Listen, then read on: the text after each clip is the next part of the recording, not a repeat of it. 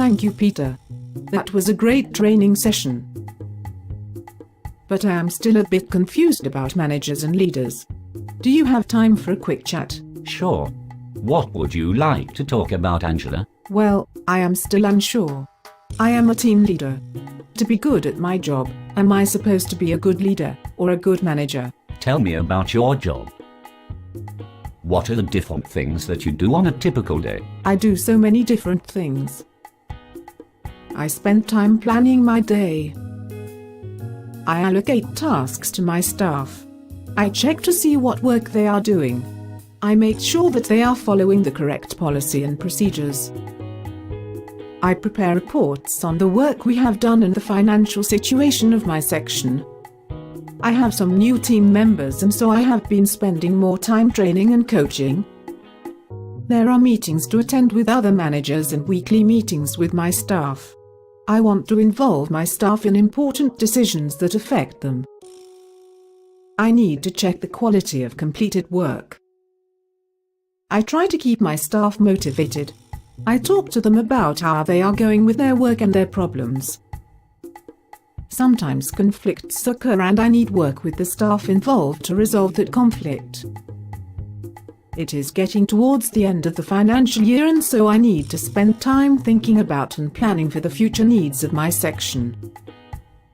There is so much more as well. That's quite a list. No wonder you have such a busy day. In the training session today, we talked about how there are many different theories of management. And we also talked about how there are many different definitions of leadership and management. Yes, I remember that. Do you remember some of the differences between leading and managing? Yes. The main one that made sense to me is that a manager is focused on systems and structure, whereas a leader is focused on people. There were many different examples that you gave. Another one was that a manager asks how and when. The leader asks what and why. I also remember you saying that a manager has a short-range view. The leader has a long-range perspective. And didn't you also say that a manager does things right but that a leader does the right thing? Excellent, Angela. Those are all very good examples. So, if we reflect on your list, you will see that you do both. You manage and you lead. When you are planning the daily work, allocating tasks and checking on work, that is when you are managing.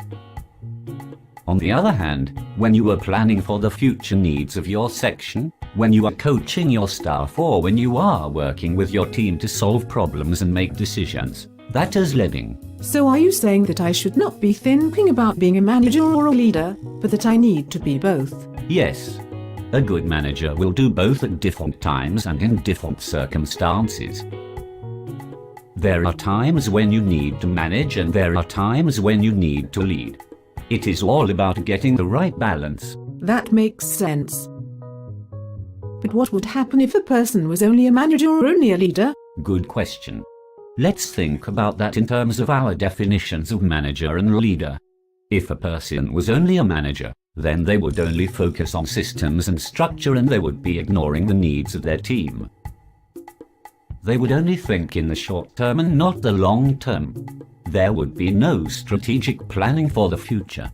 The manager would not be looking to solve the problems affecting their staff. They would be autocratic and use their power to make all of the decisions. There would be reward and punishment but no long-term vision to transform the group. Does that make sense? Yes. Yes, it does. And what if a person was a leader only? Then the group or team would suffer from the opposite problems. Too much emphasis on looking at the future and not worrying about what is happening now. A focus on people at the expense of systems, leading to an ineffective and inefficient workplace. Sometimes leaders and managers need to make decisions themselves because not every decision can be made by a committee. Either situation would lead to a dysfunctional workplace. Now I understand. My role is to be both a leader and a manager, and I need to balance both.